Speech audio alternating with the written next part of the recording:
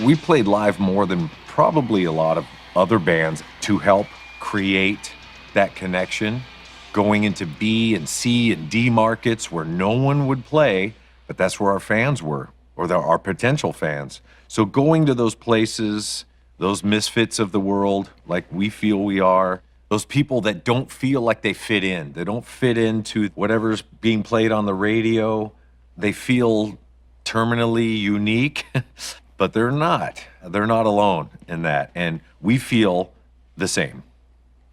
And so when we go play live, and I say, you know, do you feel it? Do you feel like I do? And they say yes, because they do, and that makes me feel good. It makes me feel so good. Makes me feel a part of, makes me feel like I'm doing the next right thing here.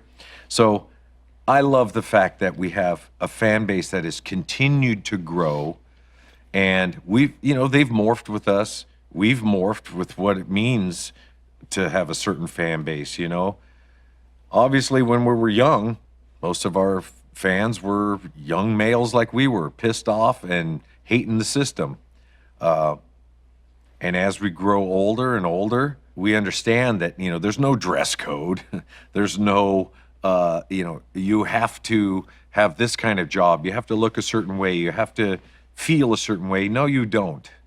You get to come in and experience. So another big part of what I think, you know, the fifth member that is a Metallica fan, when we're on stage doing what we're doing, we're just the ones up there doing it. We're like everybody else. They could have been doing what we're doing, but we're the ones that have gone through that journey. So when I hear people that show up at the show and they say afterwards, you know, yeah, the songs were awesome, but man, there was a group of 5 people down in front of me that were so into it. They were going nuts, and they were singing every single word and all of this. They were more infatuated with the crowd than with us. And that to me is the fifth member right there. You know, you're moving another person with your music, and you're influencing another person that's watching them. So it's so multi-layered. And when we play live, we've got as many lights on the crowd as we have on us, because they are a part of it. They are the energy that drives us as well. So without each other, it's not as fun.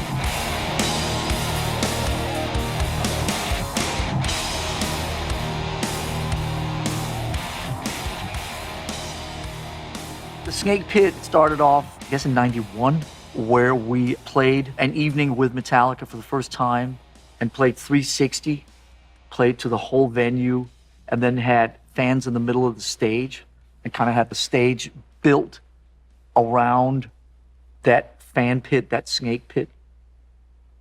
We loved playing 360 so much that every indoor tour we've ever done since then, and I think pretty much every show we've ever played of our own, when we've played indoors, has been in 360.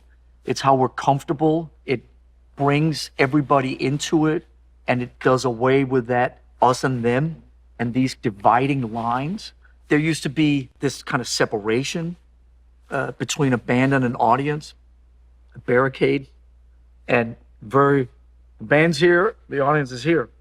And so we started about 30 years ago, wanted to try to challenge that, and also felt that the more that we could all be one together, the more we would lift each other up collectively, and the more you can just do away with that separation and lose yourself in not just each other as a band, but in the audiences, in the safety of the audience and the fans. I think we'll always prefer to play that way if given an opportunity.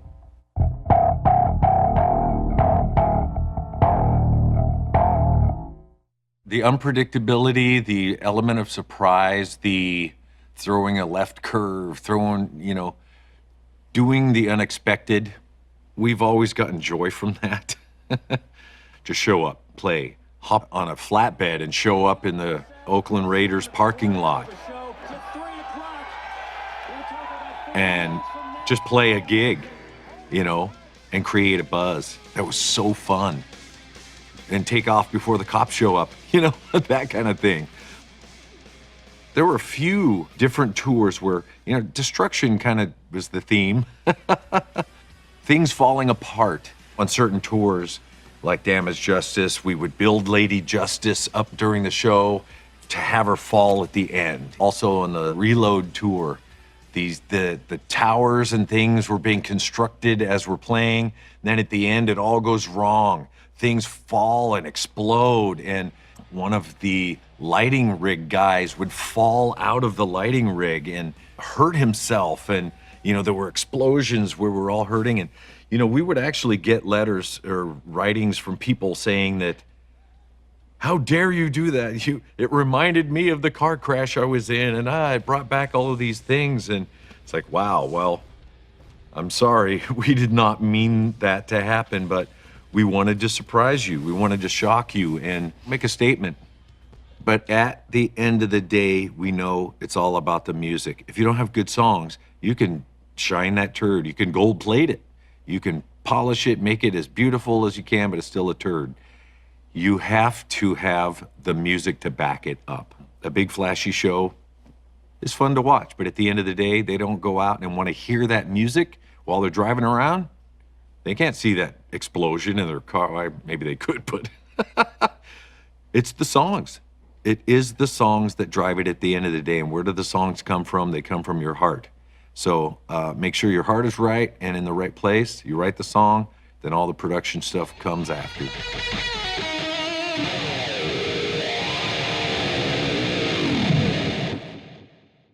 Being true to yourself with your music, the fans will come. Because if you try to please the fans, you're going to shoot yourself in the foot. You're going to get lost. You're going to forget who you are, why you're doing that, and you're out to please other people. There's certainly a people pleaser part to me, especially on stage. I love the adulation. I love the feeling of they like what I'm doing. I'm okay. They're making me feel okay. But at the end of the day, if I listen to the song and I said, man, we did an awesome job with that song, then I feel okay as well. So not trying to please others, because you will lose yourself. And as cliche as that sounds, you'll end up chasing your audience instead of your audience chasing you.